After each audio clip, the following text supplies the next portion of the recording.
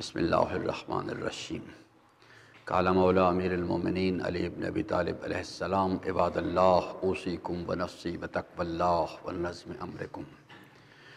حضرات محترم، سب سے پہلے میں اپنے نفس کو اور آپ برادران کو تقوی الہی کی وصیت و نصیحت کرتا ہوں، اور اللہ تبارک و تعالیٰ سے دعا گو ہوں کہ اللہ تبارک و تعالیٰ ہم سب کو راہ تقوی کو شناخت کرنے اور عملی زندگی میں راہ تقوی پر عمل پیرا ہونے کی توفیق عطا فرمائے۔ حضرات محترم، حضرت کے اس ارشاد گرامی کی روشنی میں میں نظم امر کے حوالے سے اپنی معروضات عرض کر رہا تھا خطبہ اول میں۔ اس مناسبت سے آج کی جو ہماری گفتگو ہے اس نظم امر کے میں نے عرض کیا تھا کہ سب سے پہلے جو چیز ہے وہ امور کو منظم کرو، منزل کی شناخت اپنی ٹھیک کرو، راستے کی شناخت کو ٹھیک کرو، ورنہ عمل جو ہے انسان کو یعنی حرکت جو ہے وہ بجائے منزل پر پہنچانے کے انسان کو منزل سے دور کر دیتی۔ منزل کی شناخت ہونی چاہیے، راستے کی شناخت ہونی چاہیے۔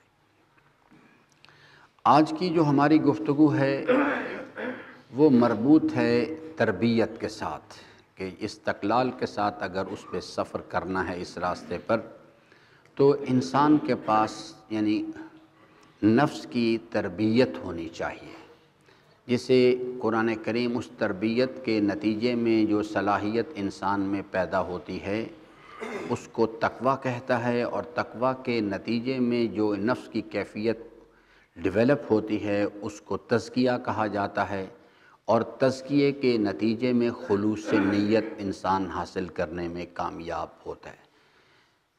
جو تربیت کا جو مسئلہ ہے، میں حضرت امام خمینی رضوان اللہ تعالیٰ علیہ کے ایک فرمان جو ہے ان کا ایک قول ضرور نقل کرنا چاہوں گا۔ وہ فرمایا کرتے تھے کہ اگر ہم اس تاریخ انسانیت پر نظر کریں اور غور کریں اس پہ، تو ہمیں جو تاریخ انسانیت میں انسانوں کی ناکامی کے جو انفرادی حیثیت میں اور اجتماعی حیثیت میں جو ناکامی کے اسباب اگر ہم تلاش کریں تو ہمیں جو چیز ایک بنیادی فیکٹر دکھائی دیتا ہے وہ ہے تربیت کا فقدان۔ تربیت نہیں ہے معاشروں کے اندر، انسان اس پہلو کی طرف متوجہ نہیں ہے بالکل بھی، اور وہ سمجھتا ہے کہ شاید صرف عقیدہ جو ہے وہی کافی ہے، بس اس نے ایک نظریہ جو ہے اس کو یعنی، اور وہ بھی نظریہ جو ہے بدقسمتی جو ہے وہ یہ ہے کہ وہ معرفت کے راستے سے حاصل نہیں کرتا، بلکہ آباء و اجداد کی اندھی تقلید کے نتیجے میں ایک نظریہ بنا لیتا ہے، اور پھر اس کے اوپر وہ یعنی اصرار کرتا ہے، اس کے اوپر وہ نعرے لگاتا ہے، لیکن وہ اس جو نظریہ ہے اس کا جو عملی زندگی میں امپیکٹ ہے اس کی طرف متوجہ نہیں ہوتا، اور وہ جو نتیجہ مرتب ہونا ہے وہ بغیر تربیت کے ممکن نہیں ہے کہ انسان اپنے نفس کی تربیت کرے پہلے مرحلے میں، پھر اجتماعی طور پہ معاشرے کی تربیت کی جائے۔ میں اس کو ایک چھوٹی سی مثال سے عرض کروں آپ کی خدمت میں۔ یہ کلمہ بھی ہم نے نماز میں بیٹھ کے پڑھیں گے، ہر روز پڑھتے ہیں کہ لا الہ الا اللہ۔ نماز میں تو اس کی ایک بڑی سپرلیٹو ڈگری آتی ہے کہ اشہد ان لا الہ الا اللہ۔ تو لا الہ الا اللہ ایک کلمہ ہے، ایک سٹیٹمنٹ ہے، پہلا مرحلہ یہ ہوتا ہے۔ دوسرے مرحلے میں یہ ایک نظریہ ہے۔ اب یہاں سے تربیت کا کام شروع ہو جاتا ہے کہ کسی اچھے استاد کے پاس بیٹھے انسان جا کے، جو حضرت نے 1450 سال پہلے نصیحت فرمائی تھی، فرمایا کہ دیکھو میں اللہ کا بندہ علی ابن ابی طالب تمہیں ایک نصیحت کرتا ہوں، یا تو عالم ربانی بن جاؤ اور یا کسی عالم ربانی کی صحبت اختیار کرو، ورنہ ہر تیسرا آدمی جو ہے جو نہ خود عالم ربانی بنے نہ کسی عالم ربانی کی صحبت اختیار کرے، فرماتے ہیں وہ اپنے آپ کو خسارے سے نہیں بچا سکتا۔ اب یہ جو نظریہ ہے یعنی میں نے کہا ایک سٹیٹمنٹ ہے، لا الہ الا اللہ محمد رسول اللہ، ایک سٹیٹمنٹ ہے یہ۔ اگلے مرحلے میں یہ ایک باقاعدہ نظریہ ہے، اور اس کے بعد نظریے پر یقین حاصل کرنا ہے، اور اس یقین کی بدولت عملی زندگی میں ایک پریکٹیکل بیہیویئر، یہ اسٹیٹمنٹ نہیں ہے، صرف نظریہ نہیں ہے، بلکہ اس پر یقین کی بدولت ایک پریکٹیکل بیہیویئر جو ہے اس میں، یہ 3 مراحل پر مشتمل ہے۔ تو سابقہ بھی یہی پرابلم رہے ہیں، صرف اس چیز کو سمجھتے رہے لوگ، اور آج بھی یہی ہے، پوری شدت کے ساتھ یہ مسئلہ موجود ہے کہ عمل کی ضرورت نہیں، پریکٹیکل اسے عمل میں کنورٹ کرنے کی ضرورت نہیں، بس نظریہ کافی ہے، ایمان لے آئے۔ میں نے کافی عرصہ پہلے یہاں پر ہی آپ کی خدمت میں عرض کیا تھا، یہ پرابلم جو ہے یہ آج کا نہیں ہے۔ حضرت امیر المومنین علی بن ابی طالب علیہ السلام سے پوچھا گیا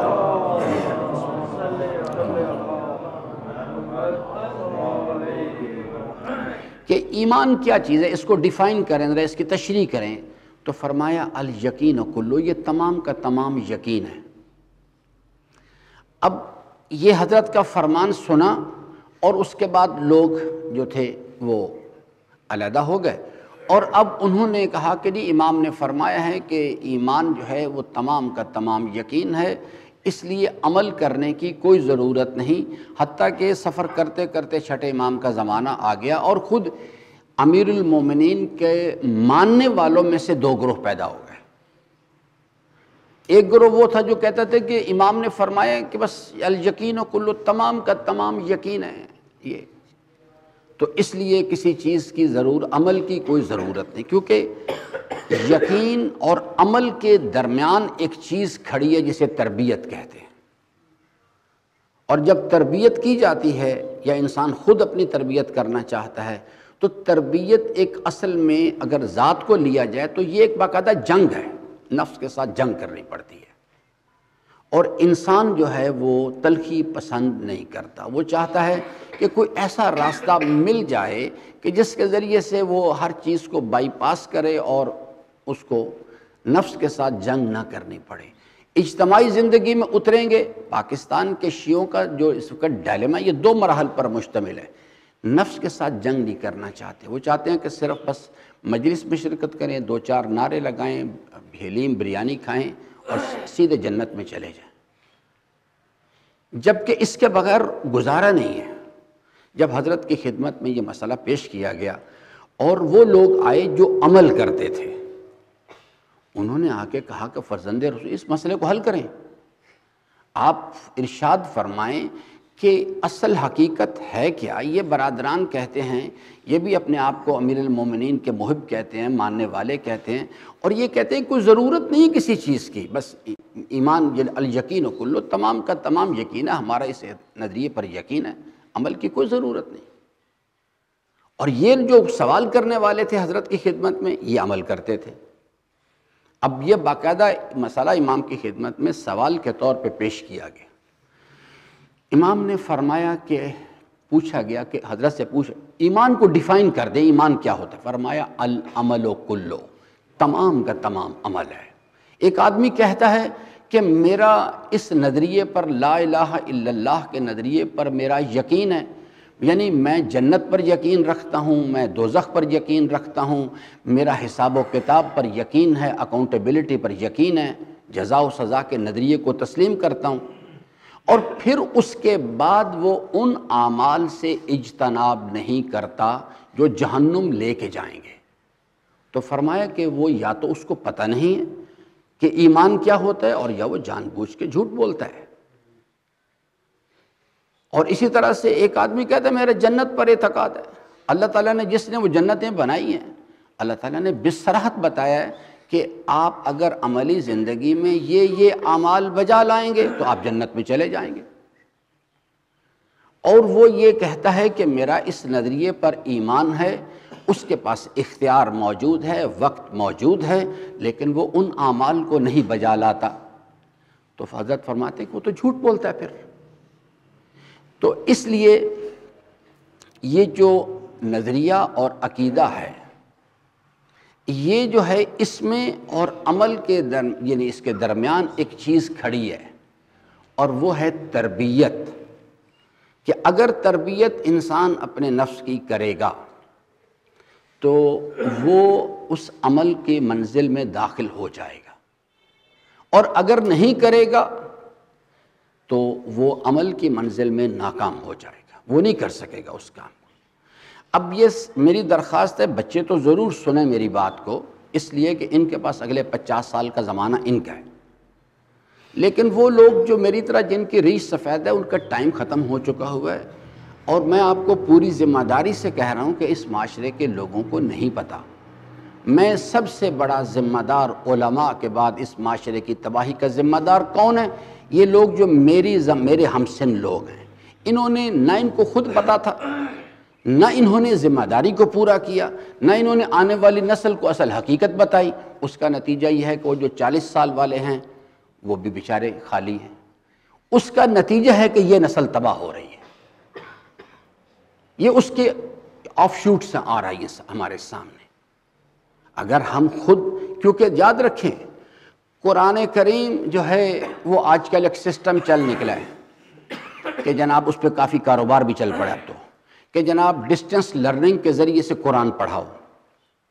میرے عزیزان، یہ چیز جو ہے اگر اسی طرح سے ہوتا تو ہم ایک پاکستان میں ایک سینٹر قائم کر لیتے اور سب سے کہتے کہ بھئی جناب آپ یہاں رابطہ کر لیں، ہم آپ کے بچوں کو قرآن پڑھا دیں گے، والسلام علیکم ورحمۃ اللہ، 4-6 مہینے میں قرآن پڑھا دیا جاتا، مسئلہ۔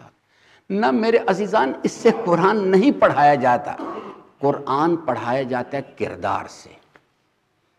میں چاہتا ہوں کہ میں اپنی اولاد کو قرآن پڑھاؤں، تو قرآن پڑھانے کے لیے عربی عبارت نہیں، ہم نے اپنی اولاد کو کہاں لے کے جانا ہے، جس کے بارے میں کہا کہ اللہ تعالیٰ فرماتا ہے یہ جو ہمارے پاس رکھا ہوا ہے یہاں پہ، یہ بھی قرآن کریم ہے، لیکن یہ قرآن کریم کا وجود حقیقی نہیں ہے، یہ قرآن کریم کا وجود کتبی ہے، ایک وسیلہ ہے قرآن حقیقی تک لے کے جانے کے لیے۔ وہ جو آپ کو ڈسٹنس لرننگ کے ذریعے سے وہ آپ کو عربی عبارت سکھا دیتے ہیں، یہ قرآن کریم کا وجود کتبی ہے۔ قرآن کریم کا وجود حقیقی جو ہے اس تک جانے کے لیے کیا شرط ہے؟ اللہ تعالیٰ فرماتا ہے کہ فی کتاب مکنون، ہم نے اس کو لوح محفوظ میں رکھا۔ اصل قرآن کہاں ہے؟ کتاب مکنون میں ہے۔ اور وہاں تک پہنچنے کے لیے کیا شرط ہے؟ لا یمسہ الا المطہرون۔ تربیت نفس کی جب تک تربیت نہیں کریں گے، اس کے اندر طہارت پیدا نہیں کریں گے، ہم اس وقت اس قرآن تک رسائی حاصل نہیں کر سکتے۔ یہ انسان کے لیے ممکن نہیں۔ اللہ تعالیٰ نے فارمولے ایسے بنا دیے ہوئے، جن قلوب کے اندر دنیا کی محبت، گناہوں کے شوق موجود ہیں، یہ رجس ہوتا ہے۔ گناہوں کے شوق رجس ہیں، سیکس، مال، شہرت، اقتدار، حرام راستوں سے۔ سیکس بری چیز نہیں، لیکن سیکس کو حاصل کرنے کے لیے غلط روش بری چیز ہے۔ مال بری چیز نہیں، مال بہترین چیز ہے۔ مال حاصل کرنے کے لیے اور خرچ کرنے کے لیے نفس کی خواہشات کی پیروی کرنا بری چیز ہے، ورنہ سیکس بہت اچھی چیز ہے، مال بہت اچھی چیز ہے، اقتدار بہت اچھی چیز ہے، یہ کوئی بری چیزیں نہیں ہیں۔ ان کو حاصل کرنے کے شوق میں ان کا یہ جو نفس کی خواہشات کا غلبہ انسان کے ارادے پہ، جو انسان کو حلال و حرام کی تمیز سے دور کر دیتا ہے، یہ بری چیز، یہ محبت، حب الدنیا راس کل خطیہ، یہ بری چیز ہے۔ جن قلوب میں دنیا کی محبت کا رجس پایا جاتا ہے، یعنی گناہوں کے شوق، گناہوں کا ارتکاب، یہ قلوب کو تاریک کر دینے والی چیزیں ہیں۔ خداوند عالم نے اپنے کلام کا فہم جو ہے ان قلوب پر حرام قرار دے دیا ہوا ہے۔ جیسے حضرت نے اس جوان سے کہا کہ جو کہتا تھا کہ جی میں جنت جانا چاہتا ہوں، امام نے فرمایا مال حرام بھی کماتے ہو اور آرزو رکھتے ہو جنت میں جانا ہے؟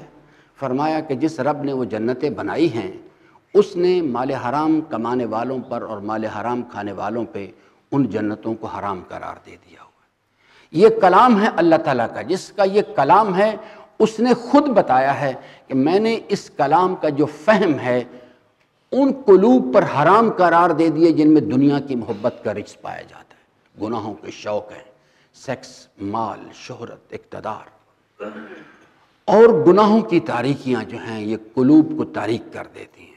جو اصل ریسیونگ سٹیشن ہیں جو وہ قلب انسان ہے، اور اگر قلب انسان کے اندر اس کی کیمسٹری خراب ہو جائے تو جس طرح سے آپ کا جو یعنی ریسیور ہے، اگر اس کے اندر موبائل کے اندر کوئی خرابی آ جائے، اس کے جو اس کا سافٹ ویئر ہے اس کے اندر، تو وہ موبائل کام کرنا بند کر دیتا ہے، وہ لیپ ٹاپ کام کرنا بند کر دیتا ہے، وہ نشریات کو ریسیو کرنا بند کر دیتا ہے۔ اسی طرح سے قلب انسان ہے، جب اس کی ہم انٹرنل کیمسٹری کو خراب کر دیتے ہیں، دنیا کی محبت کا رچ اتار دیتے ہیں اس کے اندر، اور اس کے تو پوری انٹرنل کیمسٹری الٹ جاتی ہے۔ اس کے نتیجے میں اللہ تعالیٰ نے ایک فارمولہ بتایا کہ لا یمسہ الا المطہرون۔ تربیت کیا چیز ہے؟ تربیت اس کو پاک کرنا ہے۔ یہ جو چیز ہے نا، یہ کہ ایک نظریہ ہے ہمارے پاس، اور یہاں جو پرابلم ہے، یہ تھوڑا سا میں پیچھے جاؤں دوبارہ عرض کروں، پاکستان کی سرزمین پر چاہے سنی برادران ہیں یا شیعہ حضرات ہیں، دونوں گروہوں کا ایک پرابلم کامن ہے، اور وہ یہ ہے کہ دونوں گروہ جو ہیں وہ دین میں داخل تو ہوئے ہیں لیکن غلط راستے سے آئے ہیں، آباء و اجداد کی اندھی تقلید سے آئے ہیں، معرفت کے راستے سے دین میں داخل نہیں ہوئے۔ اگر وہ چیز انسان کے پاس نہیں ہے تو انسان اس کام کو انجام نہیں دے سکتا، اس چیز کے لیے اس کے لیے ممکن نہیں کہ وہ اس چیز اس تک رسائی حاصل۔ تو پس میرے عزیزان، جس وقت انسان جو ہے، میں آیہ کریمہ آپ کی خدمت میں عرض کرتا ہوں تاکہ آپ حضرات قریب چلے جائیں اس چیز کے۔ اللہ تعالیٰ ارشاد فرماتا ہے کہ یا ایھا الذین آمنوا کتب علیکم الصیام کما کتب علی الذین من قبلکم لعلکم تتقون۔ فرماتا ہے کہ دیکھو آپ لوگ ایمان لے آئے ہو، وعلیکم السلام، ایمان لے آئے ہو، میں تمہارا پروردگار تمہیں ایک اور نعمت عطا کر رہا ہوں اپنے پاس سے، کتب علیکم الصیام۔ صیام کیا چیز ہے؟ یہ چونکہ ہم داخل ہوئے ہیں غلط راستے سے دین کے اندر آگے، ہم سمجھتے ہیں کہ روزہ جو ہے وہ صرف ایک مخصوص ایکسرسائز کا نام ہے، اذان فجر سے لے کے اذان مغرب تک بھوک اور پیاس برداشت کرنا، یہ بھی روزہ ہے۔ کلام کوئی اس میں کلام نہیں کہ روزہ ہے، لیکن یہ روزے کی سب سے چھوٹی قسم ہے، ابتدائی قسم ہے۔ یہ ہے شکم کا روزہ، بھوک اور پیاس برداشت کرنا، جائز اور حلال امور جو ہیں ان سے اجتناب کرنا، کس لیے کہ اللہ چاہتا ہے، لیکن یہ روزے کی بالکل ابتدائی قسم ہے۔ اب آپ اس کو ذرا تھوڑا سا سورہ مومنون کو پیچھے سے سٹڈی کریں جا کے۔ سب سے پہلی کیا چیز ہے؟ الذین ھم فی صلاتہم خاشعون، عن اللغو معرضون۔ عن اللغو معرضون کی منزل جو ہے وہ صلاۃ الخاشعین کے بعد آتی ہے، للزکوٰۃ فاعلون۔ اسی طرح سے یہ روزے کے جو شکم کا روزہ ہے یہ سب سے چھوٹی قسم ہے، بہت عالی قدر چیز ہے، لیکن اس کے مقابل میں زبان کا روزہ رکھنا بہت مشکل کام ہے۔ آنکھ کا روزہ رکھنا اس کے مقابل میں بہت مشکل کام ہے۔ ہاتھ کا روزہ رکھنا، پاؤں کا روزہ رکھنا، اور سب سے عالی ترین قسم کیا ہے روزے کی؟ فکر انسان روزہ رکھے، فکر انسان۔ اگر میں نے شکم کا روزہ رکھا ہوا ہے اور میں یعنی زبان کا روزہ نہیں رکھتا تو میرا یہ روزہ بھی برباد ہو جاتا ہے، یہ روزہ بھی، اس کی افادیت بھی ختم ہو جاتی ہے۔ میں نے بارہا آپ کی خدمت میں واقعہ عرض کیا کہ ایک خاتون جو ہے وہ شاید غیبت کر رہی تھی، اس قسم کے کسی کام میں مصروف تھی، تو حضرت نے وہ اسے کھانا منگوایا اور کہا کہ اس بیوی سے کہا کہ یہ کھانا کھاؤ۔ اس نے کہا یا رسول اللہ میں نے روزہ رکھا ہوا۔ حضرت نے فرمایا کہ یہ جو غیبت تم کر رہی ہو، اپنے مردار بھائی کا گوشت کھانے میں تو تمہیں کوئی حیا محسوس نہیں ہو رہی، اور یہ روٹی کھانے میں اب کیا پرابلم ہے، کھا لو، یہ بھی کھا لو۔ یہ ایک دوسرے کے ساتھ انٹر ریلیٹڈ چیزیں ہیں۔ یہ جو نفس کی تربیت ہے نا، یہ ہم اصل میں بنیادی طور پہ یہ سمجھ بیٹھے کہ بس صرف ایک نظریہ اور عقیدہ جو ہے، اور وہ بھی کسی اپنی زحمت کا نتیجہ نہیں، اپنی عقل کو استعمال کر کے ہم نے کسی نتیجے پر نہیں پہنچے۔ آباء و اجداد کو دیکھا اور اس راستے پر چل پڑے۔ یہ وجہ ہے کہ یہ عقیدہ ہمیں کسی جگہ روک نہیں رہا آگے، عمل کی منزل میں نفس کی خواہشات کا مقابلہ کرنے کی صلاحیت نہیں دے پا رہا۔ جو چیز ہے یہ جو عقیدہ ہے، اگر ہم اس کو اس راستے سے جو امیر المومنین نے فرمایا کہ اول الدین معرفت، ہم معرفت کے راستے سے بھی آ جائیں۔ اب ہمارے پاس اگر یقین کی توانائی بھی موجود ہے، اس کی تربیت کرنی ہے۔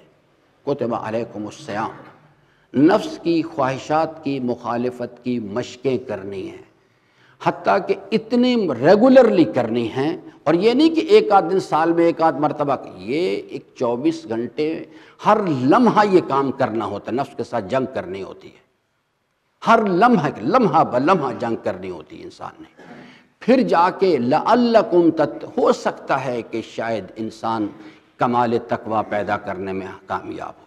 یہ جو نفس کی خواہشات کی مخالفت کی مشقیں ہیں، یہ تربیت کی ایکسرسائزز ہیں اصل میں۔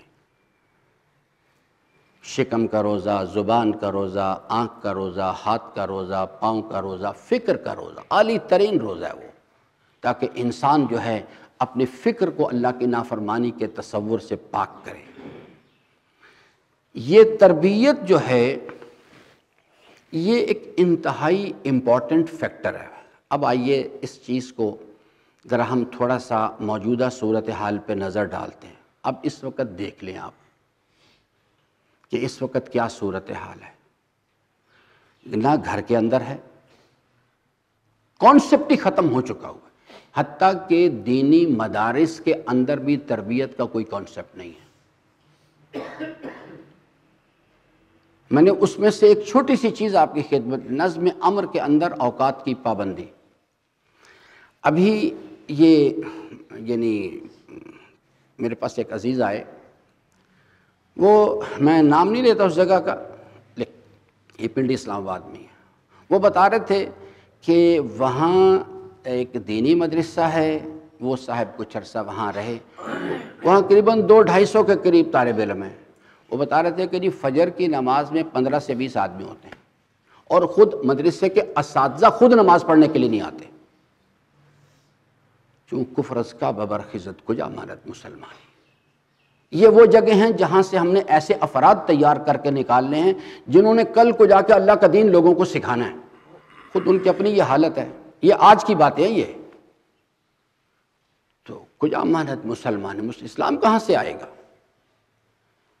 تو اس لیے تربیت، میرے عزیزان، تربیت کی طرف آئیں، نفس کو تربیت، جب نفس کو تربیت کی طرف آپ لائیں گے نا تو نفس اس کی تلخی کو اچھا نہیں سمجھتا، وہ اس کو آپ ہر روز صبح ہر انسان کے ساتھ مسئلہ پیش آتا ہے۔ وہ لوگ جو عاشقان ہیں کہ ہر کروٹ پہ رات کو ان کی آنکھ کھلتی ہے تو اللہ تعالیٰ کی حمد و ثنا بیان کرتے ہیں اور انتظار کرتے ہیں کہ کب اپنے مالک کے ساتھ راز و نیاز کا وقت آئے گا، وہ لوگ بہت کم ہوتے ہیں روئے زمین پہ، بہت کم ہوتے ہیں۔ لیکن اکثر لوگ جو ہیں، اب فجر کی نماز کے لیے اٹھنا ہے تو فجر کی نماز کے لیے اٹھنا ہے، دو چیزوں کا اگر یقین ہمارے پاس ہے تو پھر وہ مجھے اٹھا دے گا۔ پہلی چیز کہ اگر میں نے فجر کی نماز نہ پڑھی تو اللہ کے نظام میں اس کی سزا جو ہے اس کا یقین ہو مجھے، تو یہ یقین مجھے کھڑا کرے گا کہ بھائی اگر یہ کام نہ کیا تو مارے جائیں گے، اس کا یقین ہو میرے پاس۔ اور یا پھر یہ ہو کہ اگر میں اس عمل کو انجام دوں گا تو پھر اس کا یقین کہ یہ فائدہ پہنچے گا۔ یہ یقین انسان، وہ جو لوگ ہیں نا بل وجدتک اہلا للعبادہ، بہت کم ہوتے ہیں۔ اکثریت جو ہے جو اللہ کی فرما برداری کرتی ہے وہ اسی وجہ سے کرتی ہے کہ اگر یہ کام نہیں کریں گے تو پھر اس کے نتیجے میں یہ سزا ملے گی۔ کم از کم اتنا یقین ہونا چاہیے انسان کے۔ یہ جو چیز ہے یہ نظم امر کا حصہ ہے اصل میں۔ جس وقت اگر ہم اس ٹائم پہ اٹھیں گے، اپنے اوقات کو پراپر تقسیم کر کے رکھیں گے، فجر کی نماز اول وقت میں، ظہر کی نماز اول وقت میں، عصر اول وقت میں، والا حاصل قیاس اس چیز کو، تو پھر میرے عزیزان کام آگے کی طرف چلے گا۔ اگر یہ بنیادی جو سٹرکچر ہے اس کے اندر آپ پہلا جو سٹیپ بیان کیا گیا سورہ مومنون کے اندر، اگر الذین هم فی صلاتہم خاشعون، اگر وہ اسی کو ہی، اس ستون کو ہی گرا دیا ہم نے، تو باقی آگے کی جو عمارت ہے ان اللغو معرضون للزکوٰۃ فاعلون لفروجہم، یہ سب خود بخود گر جاتی ہے۔ الصلاۃ عمود الدین۔ نفس نہیں اس بات کو پسند کرتا، یہ اصل جنگ ہے، یہ اندرون کی کربلا ہے، یہ اندرون کے اندر انسان نے جنگ لڑنی اور لمحہ بلمحہ لڑنی ہوتی ہے۔ میں نکل کے فجر کی نماز بھی پڑھ لی، جو ہی باہر نکلے ایک غیر محرم خاتون آ گئی، اب نفس کا ایسے دیکھ، یہ اصل میں الہ، یہ خواہش جو جس کو دیکھو یہ الہ ہے۔ اب اگر میرے پاس اللہ تعالیٰ کے حضور کا یقین ہوگا، اس کے جلال و جمال کا یقین کہ اگر میں نے یہ عمل کیا، اس کی دی ہوئی نگاہوں کو، جس کی سلامتی کو میں نے اس حرام منظر کو دیکھنے کے لیے استعمال کیا، تو یہ منفی نتیجہ آئے گا میرے اوپر، اس کا یقین، اس کے حضور کا یقین ہے تو میں رکوں گا، ورنہ دنیا کی کوئی طاقت نہیں، بے شک میرے سر پہ امامہ ہو، دنیا کی کوئی طاقت مجھے اس چیز کو، اس منظر کو دیکھنے سے نہیں روک سکتی۔ تو اس لیے میرے عزیزان، ہاں بعض اوقات ایسا ہوتا ہے، اللہ کا یقین نہیں ہوتا، لیکن میں باہر نکل کے جاتا ہوں تو مجھے اندازہ ہوتا ہے، احساس ہوتا ہے کہ گرد و پیش میں سب لوگ مجھے جانتے ہیں۔ اب غیر محرم خاتون گزر رہی ہے، اندر سے آواز آ رہی اس کو دیکھو، لیکن ایک خوف ہے اہل دنیا کا، لوگ مجھے دیکھ رہے ہیں، یہ تقوی الہی نہیں ہوتا، یاد رکھیے گا، یہ دنیا کا خوف ہے۔ ہمارے امام نے ہمیں کیا نصیحت کی تھی؟ عباد اللہ اوصیکم ونفسی بتقوی اللہ، نفس کی لگام دو فقط اس بنیاد پر کہ اللہ تعالیٰ کے جلال و جمال کے یقین کی بدولت اس کو لگام دو۔ نفس تربیت پسند نہیں کرتا، چونکہ جب آپ تربیت کریں گے، اپنی کرنا چاہیں گے، تو پھر اس کے نفس کے ساتھ جنگ کرنی پڑے گی۔ مال حرام کی دعوت موجود ہے، اب اس کو روکنا ہے پیچھے، تو اس میں تلخی ہے۔ غیر محرم خاتون ہے، گھر کے اندر کوئی شادی بیاہ کی تقریب ہے، بیویاں آ جا رہی ہیں، اندر سے نفس کہتا ہے دیکھو، اس سے لذت حاصل کرو، اب اس کے ساتھ جنگ کرنی ہے۔ یہ چیز جو ہے، یہ اس میں تلخی ہے، اور میں تلخی برداشت نہیں کرنا چاہتا۔ مجھے کوئی اس قسم کا فارمولہ چاہیے کہ جس کے ذریعے سے میں یہ سب کچھ بھی کرتا رہوں، اور پھر میں محرم کے ایام میں آؤں اور آ کے 2-4 مجالس میں بیٹھوں، گریہ وزاری کروں، یا میرے جیسے لوگ مجالس پڑھیں، اور اس کے بعد میں بائی پاس کر کے سیدھا جنت میں چلا جاؤں۔ میں وہ چیز نہیں چاہتا بالکل بھی۔ مجھے اس قسم کا اسلام چاہیے، مجھے اس قسم کا امام حسین علیہ السلام چاہیے جو مجھے بائی پاس لگوائیں، اور وہ میں سب کچھ کرتا رہوں، مال حرام بھی کھاتا رہوں، یہ تمام وومنائزنگ بھی کرتا رہوں، سیکشول ایبیوز بھی کروں، سب کچھ کروں، لیکن پھر اس کے بعد میں ادھر سے نکل جاؤں۔ تو اس لیے میرے عزیزان، تربیت، اب تربیت جو ہے یہ ایک بڑا ہی وسیع ہمہ گیر موضوع ہے، اس پر میں انشاءاللہ العزیز یعنی بات کروں گا آپ کی خدمت میں، لیکن بنیادی فیکٹر جو ہے میں اس کو عرض کر دیتا ہوں۔ دیکھیے، اس میں استاد ہو، ماں باپ ہوں، یعنی سب سے پہلے بنیادی ذمہ دار جو ہیں، یعنی آنے والی نسلوں کی تربیت کے کون لوگ ہیں؟ ہما ابواہما، ماں اور باپ ہیں۔ پھر اس کے بعد گرد و پیش کا ماحول ہے جو اس کے اندر ایک بہت بڑا اس کا کلیدی کردار ہے۔ اس کے اندر سب سے اہم کردار جو ہے، اس میں خاندان بھی ہے، قبیلہ بھی ہے، پڑوس بھی ہے، سب، لیکن سب سے اہم کردار استاد کا ہوتا ہے۔ انشاءاللہ آنے والے وقت میں اس پر بات کریں گے کہ اس کو تربیت کیسے کی جانی چاہیے، کیونکہ اگر انسان جو ہے وہ اس کی صحیح تربیت نہیں ہوگی تو اس کے نتیجے میں انسان جو ہے وہ نظریہ رکھنے کے باوجود بھی یا کہ حساب و کتاب کی منزل میں پھنس جائے گا بری طرح سے۔ تربیت کا فیکٹر جو ہے اس نے تباہ کیا ہوا ہے، اور بدقسمتی ہے کہ ہمارا جو اس وقت فرش عزائے حسین علیہ السلام کا پلیٹ فارم ہے، وہ چیز جو ہے وہ بجائے اس کے کہ لوگوں کو حقائق کی طرف توجہ دلائی جاتی اور ان سے تقاضا کیا جاتا، کیونکہ میں اس وقت بالکل اس پہ یعنی میرا یقین ہے کہ پاکستان کا جو شیعہ کمیونٹی ہے، یہ ان کا مساجد کے ساتھ وابستگی نہیں ہے، مساجد کے ساتھ کم لوگوں کی وابستگی ہے۔ یہ بہت بری بات ہے، بہت بڑا نقص ہے یہ، لیکن یعنی ہے آن گراؤنڈ اس وقت ریئلٹی ہے۔ اس وقت اگر اصلاح کرنی ہے تو یعنی فرش عزائے حسین کا جو پلیٹ فارم ہے اس کی اصلاح کیجیے۔ اور اس میں سب سے کلیدی کردار دو گروہوں کا ہے۔ ایک بانیان ہیں، وہ مال حرام کما کے مجلس نہ کرائیں، کیونکہ جب ایک چیز کی عمارت کی بنیادی مال حرام پہ رکھ دی جائے تو پھر آگے کوئی نتیجہ برآمد نہیں ہوتا، بلکہ منفی نتیجے آتے ہیں۔ ایک تو یہ بانیان جو، دوسرا وہ آدمی جو پڑھنے کے لیے آتا ہے، اس آدمی کو ان دو شرائط کا حامل ہونا چاہیے۔ یا قوم اتبعوا المرسلین اتبعوا من لا یسألکم اجرا، وہ جو کچھ بھی اللہ اور اس کے رسول کا اور سید الشہداء کا پیغام پہنچا رہا ہے، اس کے معاوضے میں کسی اجر رسالت کا طلبگار نہ ہو۔ میں بالکل پاکستان کو ایک مریض سمجھتا ہوں، اس معاشرے کو، اور اس معاشرے کی جو دنیا طلبی کا جو، یعنی اس کو دنیا کی محبت کا جو کینسر لگا ہوا ہے، اس مرحلے میں اس کو اتنی ہی ہائی پوٹینسی کی اینٹی بائیوٹک دینے کی ضرورت ہے کہ سید الشہداء کے تذکرے کے لیے مال دینا یہ بھی حرام کام ہے، اور مال لینا، اس پر پیسہ، یہ بھی حرام کام ہے۔